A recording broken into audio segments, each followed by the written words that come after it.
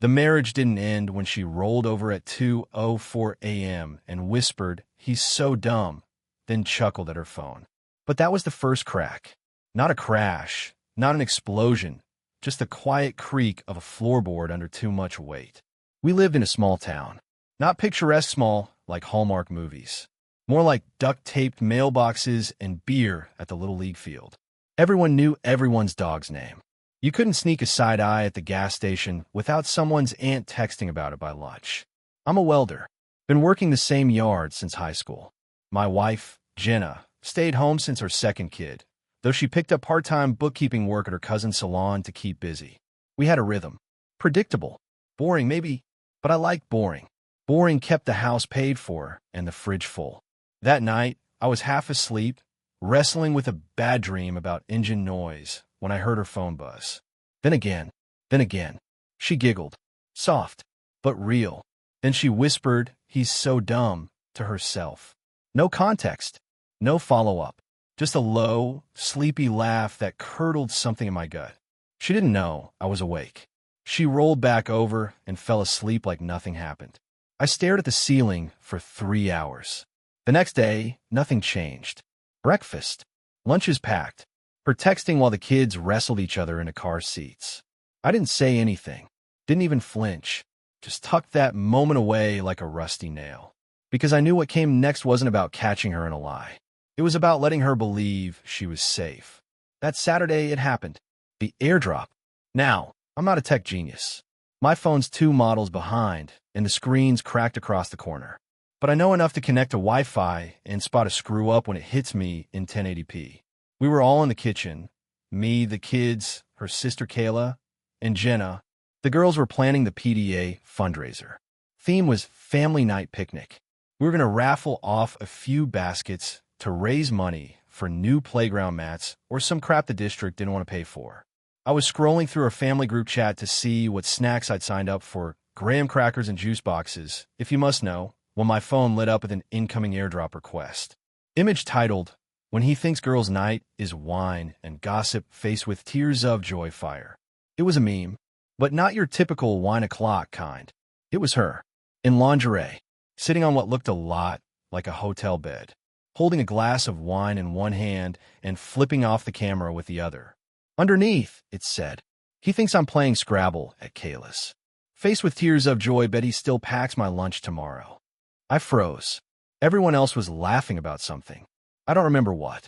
I tapped accept. The image saved. Then, 2 more came through. Screenshots of messages. Names cropped out, but not well. I recognized the format.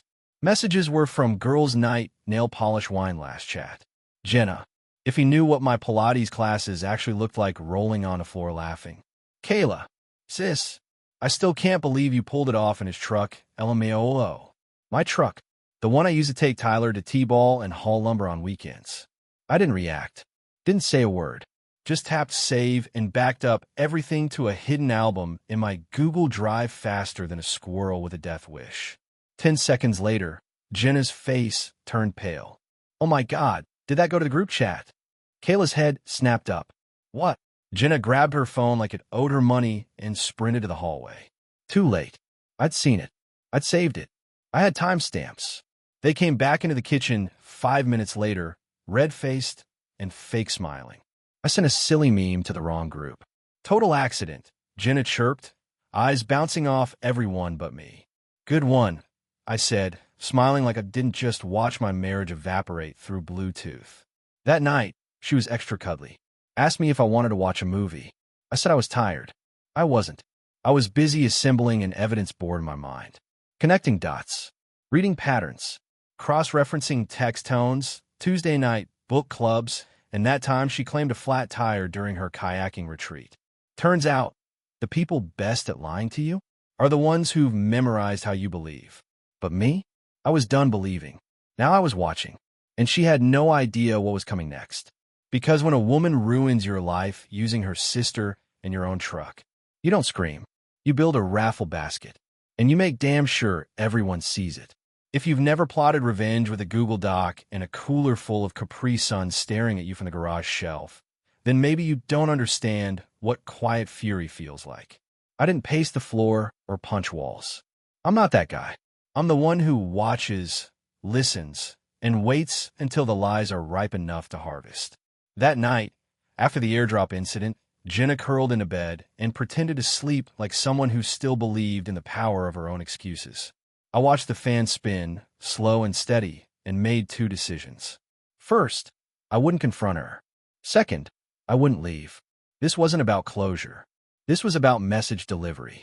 And the PTA picnic was 2 weeks away, which gave me time. Time to screenshot. Time to plan. Time to assemble the most polite, devastating act of exposure a man can execute without raising his voice. Because the difference between petty and precise? Preparation. The next morning, I made coffee and acted like nothing happened. Jenna played along, smiling too much, brushing my shoulder like she remembered how affection worked. She even made French toast. I hadn't had French toast in 6 years. That alone should have raised suspicion if I hadn't already seen the lingerie meme she sent to girls' night. Kayla showed up that afternoon, claimed she was helping Jenna finalize raffle donations. I watched them from the garage while I oiled the chainsaw, pretending I couldn't hear them whispering like teenagers swapping alibis. She totally saw it, Kayla hissed. No, she didn't. I deleted it fast, Jenna whispered. You sent it to the group chat. I fixed it, and he didn't say anything, so we're fine. I smiled and revved the chainsaw just loud enough to send a little shiver through the siding. We weren't fine. We were perfectly timed. The PTA committee had already sent out an email asking for creative raffle baskets. Theme it. Make it personal, they said.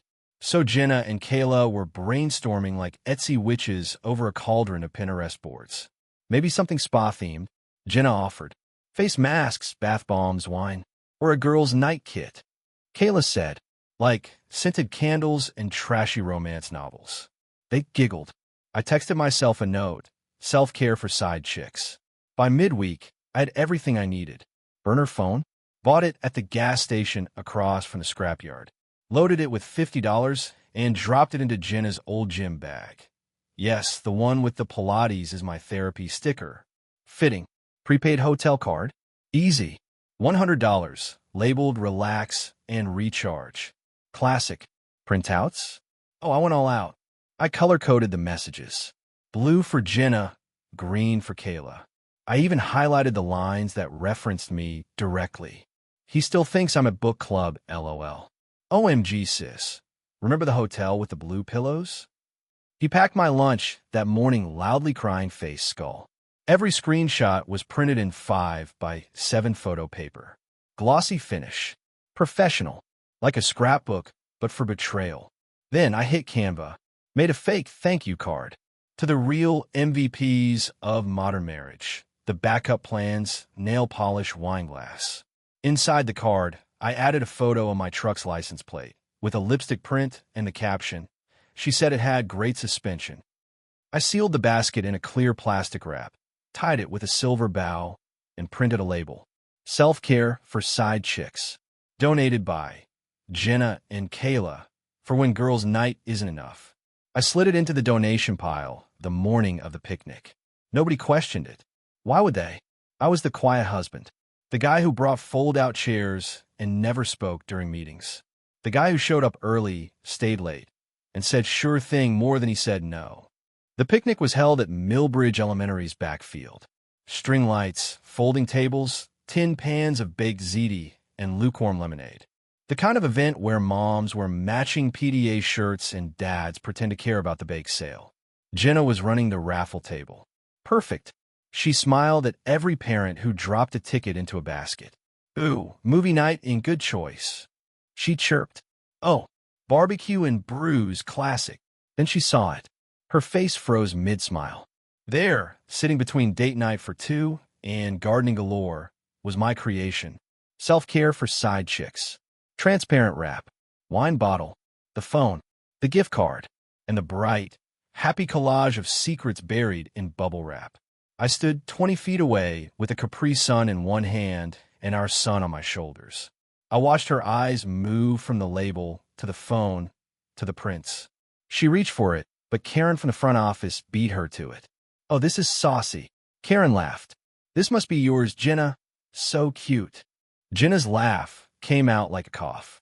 Kayla, standing beside her, turned ghost white. Then someone else stepped up. Mrs. Pennington, the vice principal's wife. She picked up the gift card. Read the name on the hotel. Oh, that's over in Camden Crossroads, right? Jenna's mouth opened. Closed. Opened. Must be a joke. She blurted. Karen held up the printout of the meme. Yes, that meme. Oh, wow, she said, laughing. You are brave. These are so real. She turned it over. Wait, this is your truck, isn't it? Then silence. Not the fun kind. The kind that turns oxygen into cement. People started staring. Not just staring, reading. Her sister reached for the basket. We didn't, this wasn't. Jenna finally said, it's not what it looks like. And I couldn't help it. I stepped forward, raised my Capri Sun, and said, you're right. It's exactly what it looks like. The whole table went still. Karen put the printout down like it was radioactive. And Kayla? Kayla ran. Just turned and bolted toward the parking lot like she was on fire. Jenna stood there, trembling, mouth twitching, eyes glassy. She looked at me, not like a wife, like someone realizing the man she dismissed had built a guillotine with glitter and raffia ribbon. I walked past her, patted the basket once, and said, enjoy girls' night. Then I left. But trust me, we're not done yet, because the only thing worse than a public exposure is when everyone's still talking about it 2 weeks later. And I hadn't even dropped the real bomb yet. You'd think after dropping a ticking betrayal basket into the PTA Raffle and detonating it in front of half the school board, I'd feel some sort of twisted satisfaction. And sure, watching Jenna's face melt in real time was a chef's kiss moment. But satisfaction? Nah, that came after, when the silence hit. See, in a town like ours, exposure doesn't go viral, it goes local.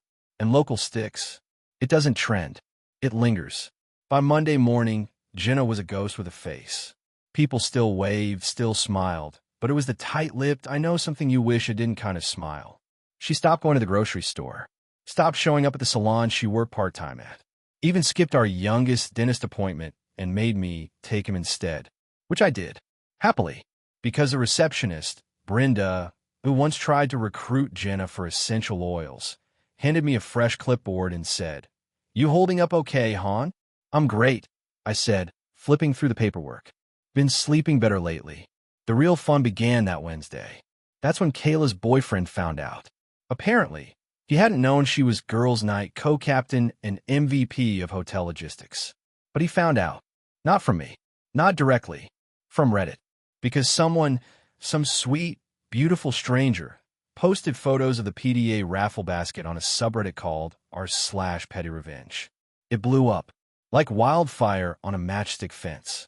I didn't post it, but someone did, and they had taste. One of the photos showed the full basket. Another zoomed in on the when he thinks you're a book club meme. The post read, small town PTA fundraiser. One husband turned his wife's affair into a raffle prize. She had no idea it was coming. Her sister helped her cheat until they both got exposed. It got over 40,000 upvotes.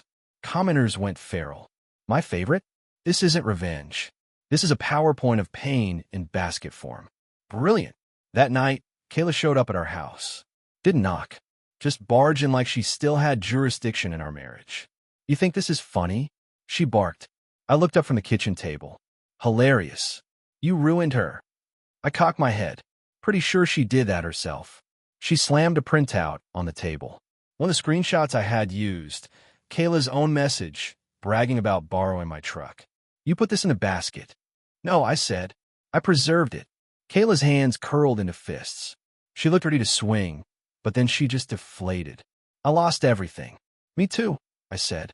My trust, my marriage, and probably that Yeti cooler you borrowed 6 months ago. That broke her. She stormed out without another word. 2 minutes later, Jenna called me. You had no right. Finish that sentence, I said. She paused. I continued, calm as ever. You were cheating on me. With strangers. With your sister's help. In my truck. I kept quiet. I waited. I didn't scream. I didn't rage. I built a truth you couldn't spin. You embarrassed yourself. But the kids. Don't use the kids as a shield. Silence. Then, quieter. Do you want a divorce? No, I said. I want a record. She didn't answer. She hung up. The next day, I met with a lawyer. Didn't file. Not yet. Just ask questions. Turns out Georgia's one of those states where adultery still matters, especially if it involves misuse of marital property. Like, say, using a spouse's vehicle for intimacy rendezvous funded by joint checking, or sending photos from a shared home Wi-Fi connection. The lawyer's exact words were, "You're sitting on a gold mine of admissible ammunition." So I took her advice, documented everything, dates, times, phone logs, screenshots, even that cringy meme with the wine glass and the flip-off gesture. I made 2 binders. One went to the lawyer. The other went to Jenna's mom. Yeah, her mom. Now, to be clear, I didn't do it to punish her family. Her mom had been decent. We'd had beers during Thanksgiving. She once helped fix our garbage disposal. But when she called to check on Jenna and casually asked how I was holding up like I just watched a dog get hit by a car, I decided it was time. Want the real story? I asked. I just want to understand, Brian. So I dropped it off. Binder. Full color. Tabs labeled truck, girls' night. Receipts. A day later, Jenna called me again. You gave it to my mother? You didn't seem interested in telling her the truth. She's not speaking to me. She raised you. She'll adapt. I could hear her shaking on the other end of the line. Breath catching. Like she was finally realizing that this wasn't a one-act play. This was a series. And I wasn't done writing. The town kept talking. At first in whispers. Then in DMs. Then in open stares. I started getting nods from dads at T-ball. Pats on the back from people who used to avoid eye contact. One guy at the feed store muttered, "That was some baller PTA work, man." I just tipped my hat. Jenna? She vanished. Stopped showing up anywhere public. Word was she was staying with Kayla, though no one could confirm if they were even speaking. Because here's the thing about exposure. Once it starts, it doesn't stop where you think it will. It spreads. And the twist? That was still coming. Because when I finally did file for divorce, I made one special request to the court. I wanted shared custody of the kids. And exclusive custody of the truck. They granted both.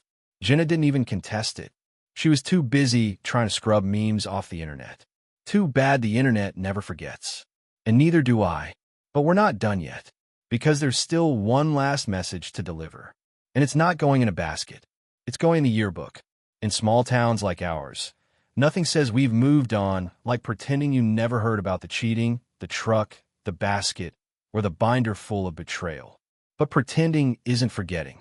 The silence just grows legs, puts on polite smiles, and walks around in PTA t-shirts acting like it's not carrying the juiciest scandal this side of county lines. And me? I wasn't bitter. I was building. Because what comes after the fallout isn't peace, it's the rebuild.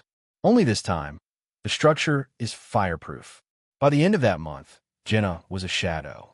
Still technically living, still breathing air and paying bills, but not really in the town anymore. She ducked out of the grocery store if she saw anyone she knew. Stopped answering calls from most of her friends. Even her cousin at the salon stopped liking her posts, which in small-town social media terms is a public execution. Kayla moved too. Not far. Just 2 towns over. Enough to escape the stairs. Not enough to escape the screenshots. They'd both gone underground. But I was above it now, which made it the perfect time to leave one last footprint. Somewhere permanent. Somewhere subtle. Somewhere they'd never expect it. That's where the yearbook came in. Let me explain. My oldest, Ellie, is in 3rd grade. Her school puts out this fancy yearbook every spring, full of themed pages, class photos, and those little parent appreciation ads in the back. You know the ones. To our sweet Emma, keep dreaming big. Love, Mom and Dad, sparkling heart. Parents pay $50 for a quarter page and toss in a few photos. Most are harmless. Cringy, but harmless. But the yearbook coordinator? My neighbor. Her name's Cheryl. She runs the church newsletter, hosts karaoke fundraisers, and can be bribed with lemon bars and good gossip. So one afternoon, as I was mowing the lawn, Cheryl waved me over. "I saw the basket thing," she said, eyebrows raised like they were trying to escape her forehead. I just smiled. Creative outlet.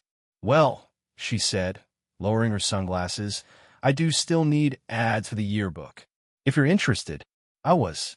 Very. I paid for a half page. More space. More room for creativity. It featured a full-color photo of me and Ellie at the county fair, shoulders sticky from cotton candy, both of us smiling like fools. Then, underneath in big block letters, to Ellie, who deserves nothing but honesty, laughter, and open roads. May your future be as loyal as your old man's truck. Love, Dad. Now, most folks would read that and smile. Maybe get misty-eyed over the father-daughter bond. But not Jenna, and definitely not Kayla, because hidden inside the lower right corner, tucked just subtly enough into the tire rim of the truck in the background, was a watermark. A faint but legible one. Hashtag self-care for side chicks. You had to look close to see it. But once you did, you couldn't unsee it. The school printed 300 copies. One for every family. One for every teacher. One for the school library. And of course, one for Jenna. The fallout wasn't explosive. It was quiet. She didn't call. Didn't text.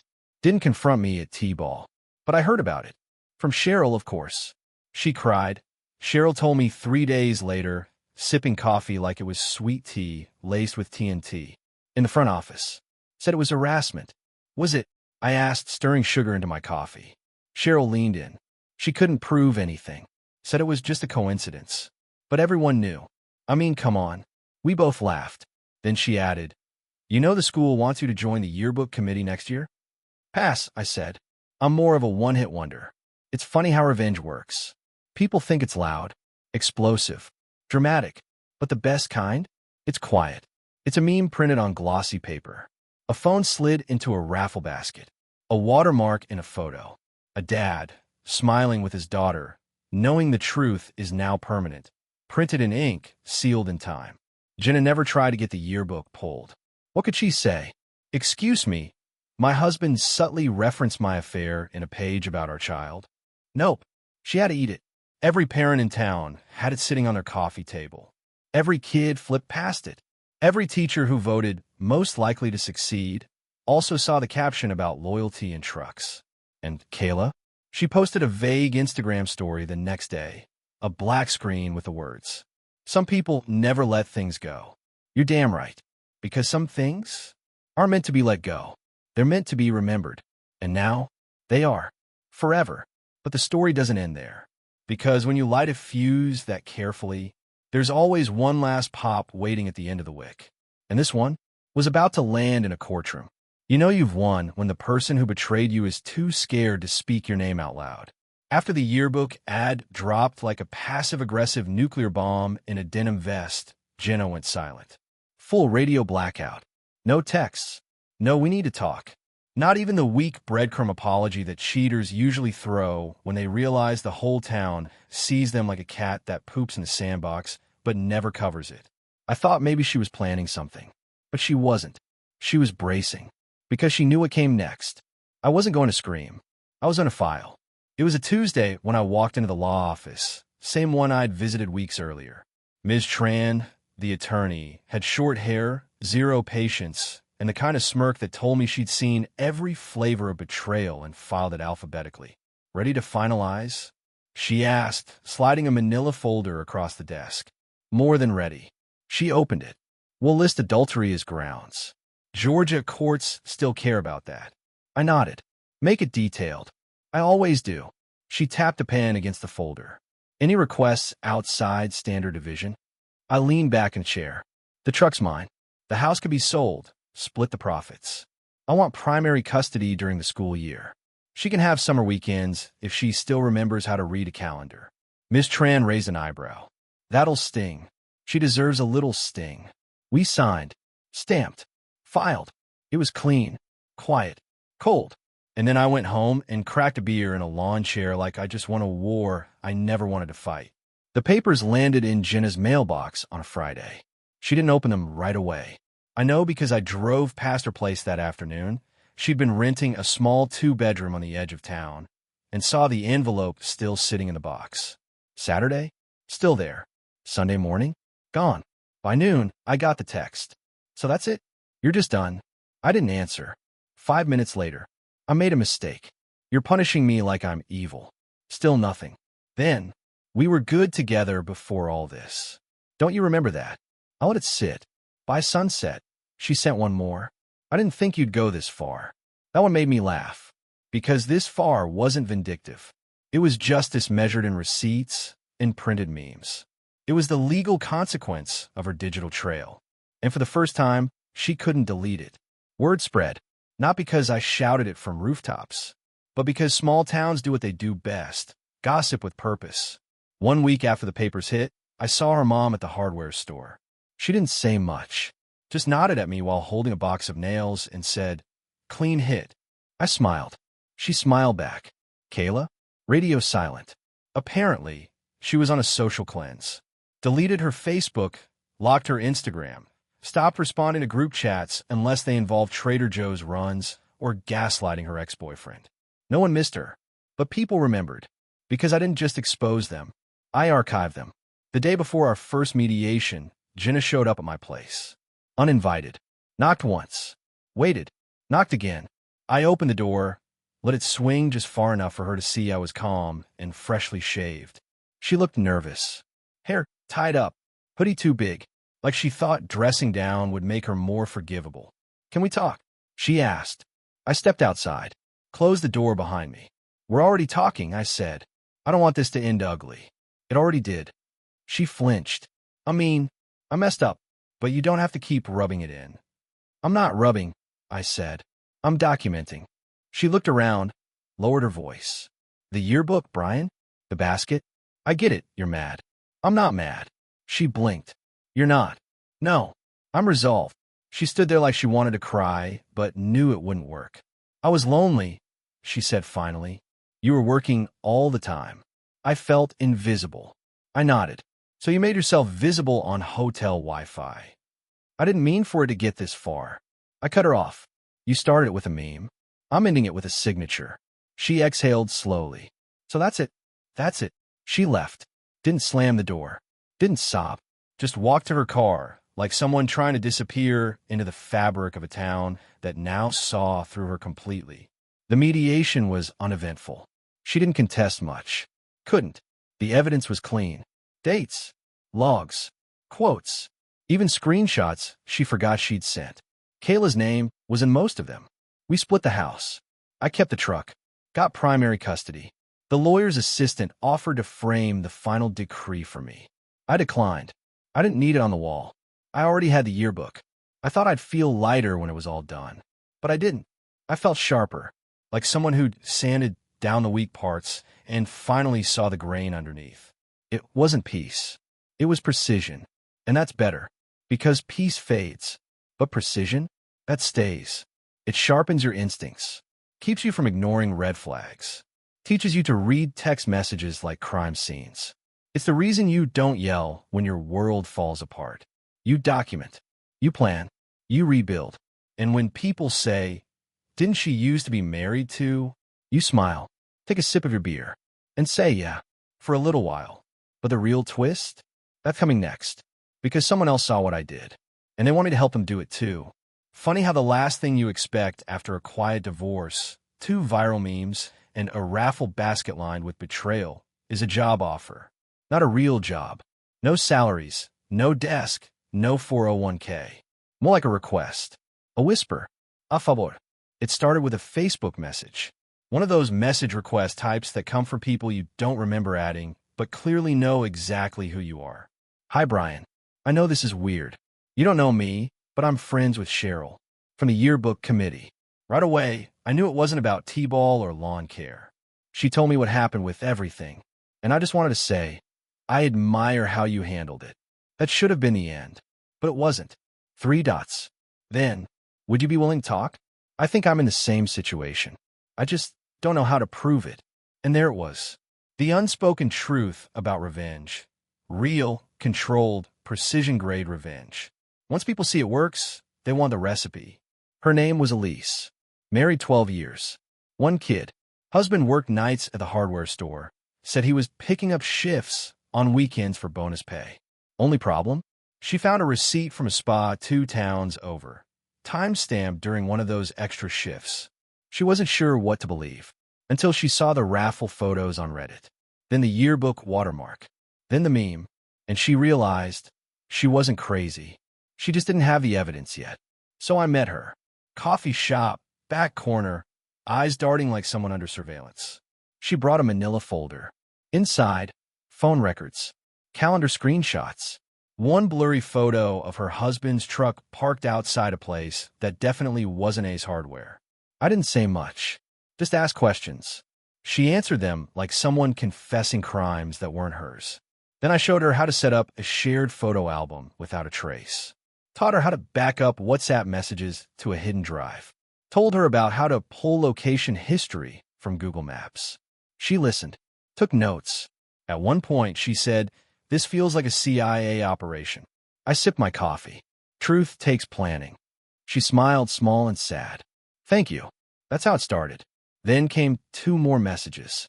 Then 5, all from people who had seen the raffle photos, the yearbook, the Reddit post. Some didn't want revenge. They just wanted clarity. Others, they wanted justice. They wanted strategy. And I had it. So I started a folder. Named it Toolbox. Inside were templates, backup tips, a sample emotional timeline chart I'd built during mediation, and a slideshow, not Jenna's exact one. That was retired, but a template, editable, for others, titled, "The Truth Presented." It was clean, it was calm, and it was effective. I never made money from it. Didn't want to. That wasn't the point. This wasn't a business. It was a quiet rebellion against emotional theft.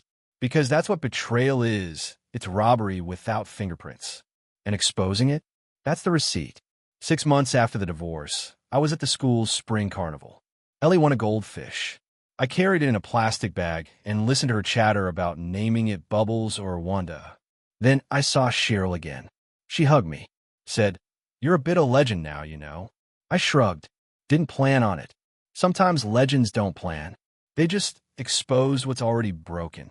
She handed me a lemonade and winked. "You should teach a class." I laughed, but the idea stuck. 2 weeks later, I launched a site. Not flashy. No ads. Just a landing page. Headline: "Think you're being lied to?" Good. That means you're already paying attention. Below it, a download link for the toolbox. A contact form. An FAQ titled, "How to Build a Basket Without Losing Your Mind," and in small letters at the bottom. Created by someone who didn't raise his voice. Just raised the curtain. Jenna hasn't contacted me since. Last I heard, she moved again. New town, new boyfriend. Probably told him some edited version of the truth. Doesn't matter. The real version? It's laminated. It's framed in memories. It's bookmarked on forums. It's visible in the watermark on a 3rd grade yearbook. And most importantly, it's not about her anymore. It's about clarity. It's about proof. It's about teaching others how to spot the laugh at 2:04 a.m., the suspicious group chat, the airdrop that lands in the wrong inbox, and unspools an entire life. And when someone asks me if I'm bitter, I tell them no. Bitterness is rot. What I am is finished. Because some stories aren't about healing. They're about remembering who you were before someone tried to rewrite you. And when they ask if I regret anything, I say, only that I didn't tie a bow on the basket myself. Subscribe to the channel